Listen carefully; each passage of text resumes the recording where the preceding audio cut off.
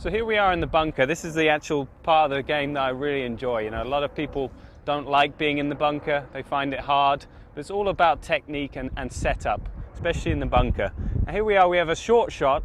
In today's game, all the pin positions are cut really close to the edges of the green. And if you miss it on the wrong side, you've got to be able to hit the ball out of the bunker nice and high and create some spin.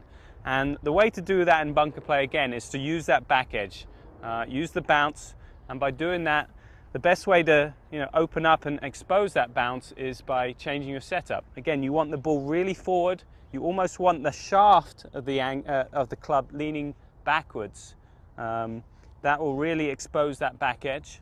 Again, when you get that ball forward and the shaft leaning backwards, that promotes a really open club face. You want to rotate and get this club as open as possible. Now, and if you want to create spin and speed, spin with a bunker shot, you've got to hit it very hard. And by opening it up, you're glancing across the blade and you can hit it as hard as you want and create more spin. Let's try and hit one. Nice and forward, shaft leaning back. Open that blade and hit it hard. And the ball will come out and hit nice and softly and won't release. You can really pitch it right by the hole that way, and you're able to control it. So let's just hit another one. Again, you want nice thin divots. That's one of the secrets in bunkers. Nice thin divots. As soon as you see a thick, deep divot, that means someone's used that front edge too much, and you're not going to be able to create spin that way. Nice and forward, handle leaning back. Hit it nice and hard, and the ball comes up and hits really nicely and softly. You want as much loft as possible. The more loft, the harder you can hit it and the more spin you can create. So the only time I'd ever use something with less loft is if I want to hit a longer bunker shot, maybe something that runs a bit more. Here with a short pin, you want to get it up and stopping as quickly as possible. So 60 degrees is the way to go. So I think as a young kid, I always enjoyed the challenges of short game, whether it was bunkers, chipping, pitch and run, putting. I think you're always a little bit less, you have less fear when you're young. And I think that kind of just kept up with me as I got older. Obviously, I've always felt like I was a good bunker player. I felt very accomplished, felt very confident. And that's half the battle, getting into the sand and realizing that you are good, you're going to get it up and down. And that's one of the hurdles to kind of get over. Is first of all, you got to believe in yourself. And obviously my record in the sand for the last few years has been pretty good.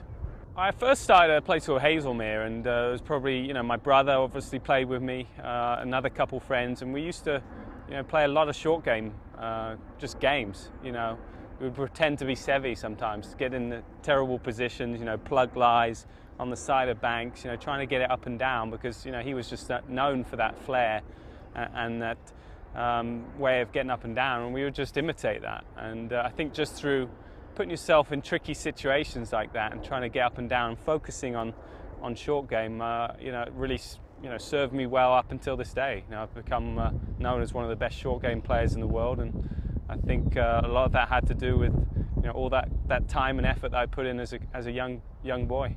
I think good short game will take you a long way.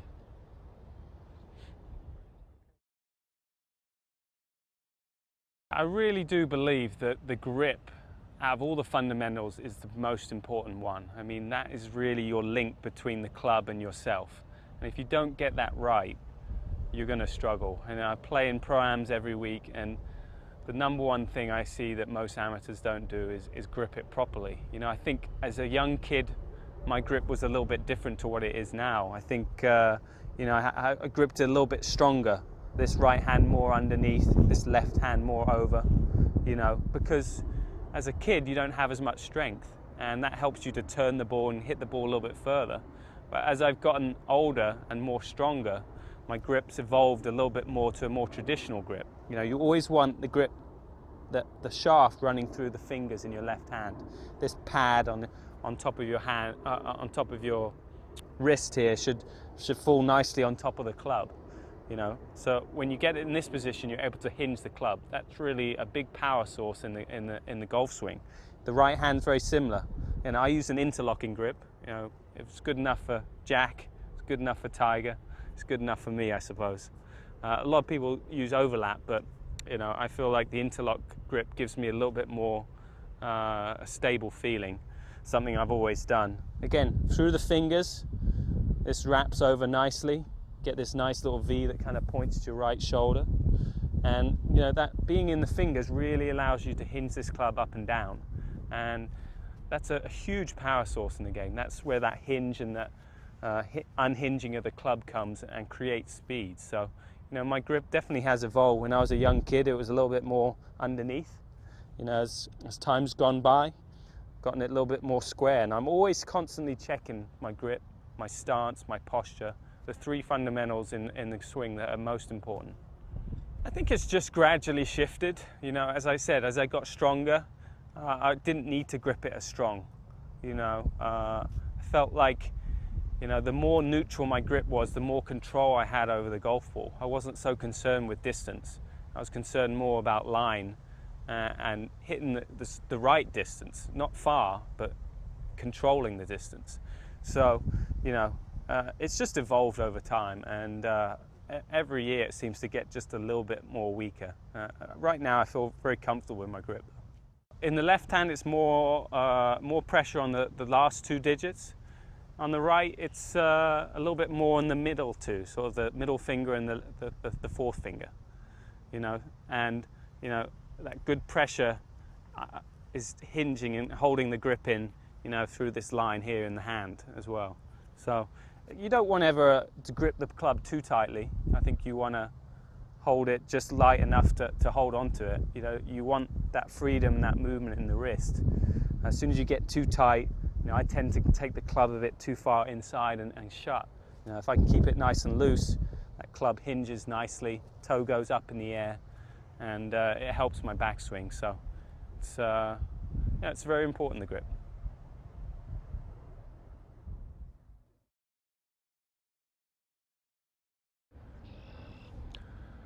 So here we are.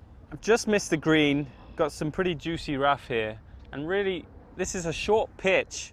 You want to get ball rolling, okay? The lie is the most important thing here.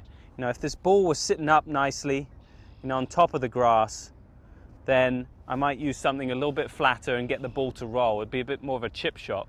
But you know, usually you're not that lucky, and you get the ball and it sits down a little bit like that, and because of that, it becomes a pitch shot. I'm using my 60 degree again.